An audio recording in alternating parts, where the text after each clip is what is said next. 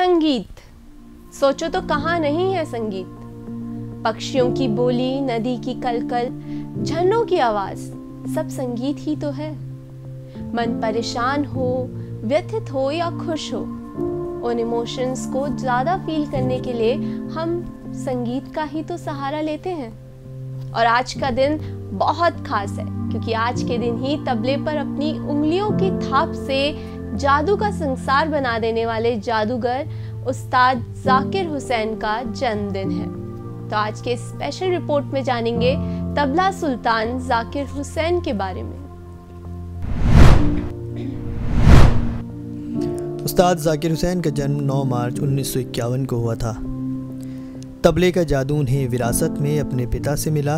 उनके पिता उस्ताद अल्लाह रखा खान भी मशहूर तबला वादक हुआ करते थे। मुंबई में पैदा हुए जाकिर ने सेंट जेवियर्स कॉलेज से अपनी पढ़ाई पूरी की। उन्होंने महज 11 साल की छोटी सी उम्र में अमेरिका में अपना पहला कॉन्सर्ट किया, जिसके बाद जाकिर हुसैन ने कला के क्षेत्र में ख़ुद को स्थापित करने की शुरुआत कर दी और साल 1973 में उनका पहला एल्बम भी लॉन्च हो चुका था।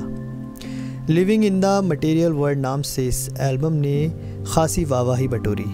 अपने बचपन से जुड़ा वो एक किस्सा बताते हैं कि 12 साल की उम्र में वो अपने पिता के साथ एक कॉन्सर्ट में गए थे।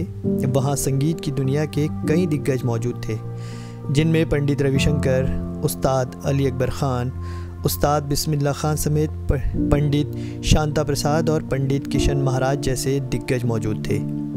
सभी स्टेज पर थे। तभी संयोजकों में से एक ने उस्ताद जाकिर हुसैन को अल्लाह रखा खान का पुत्र होने के कारण स्टेज पर बुला लिया।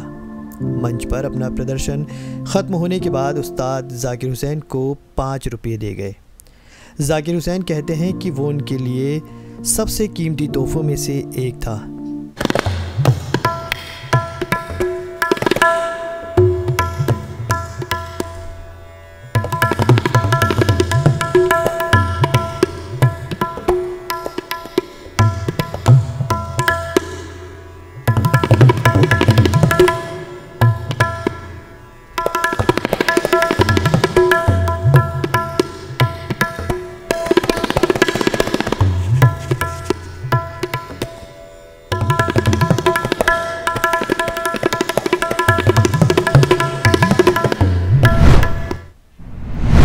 जाकिर हुसैन तबले के जादूगर होने के साथ साथ जमीन से जुड़ी हुई शख्सियत भी है।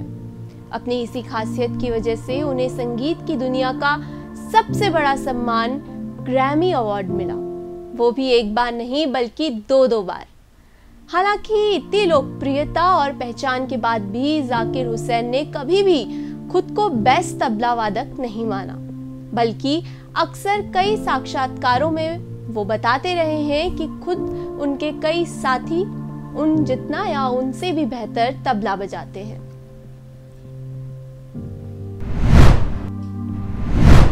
उन्नीस सौ 73 से लेकर साल 2007 तक उस्ताद जाकिर हुसैन ने अपने तबले की मीठी धुनों के ज़रिए कई राष्ट्रीय और अंतर्राष्ट्रीय समारोह को मंत्रमुग्ध किया। 1988 में उन्हें भारत सरकार ने पद्मश्री से भी नवाजा और उस वक्त ये सम्मान पाने वाले वो सबसे कम उम्र के व्यक्ति थे। उनकी उम्र तब महज 37 वर्ष थी। साल 2002 में संगीत में उनके योगदान को देखते हुए उनको पद्म भूषण से भी सम्मानित किया गया। वे भारत में ही नहीं विदेशों में भी बेहद लोकप्रिय हैं। अपने एल्बम के ज़रिए उन्होंने संगीत को प्रांत, देश और सभी सीमाओं के पार पहुंचा दिया।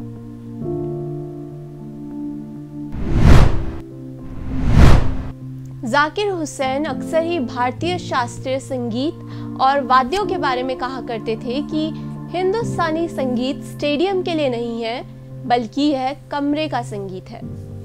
तो जाकिर हुसैन को उनके जन्मदिन पर बधाई देते हुए इस कार्यक्रम में अभी के लिए इतना ही। आप बने रहिए JJN न्यूज़ के साथ। नमस्कार।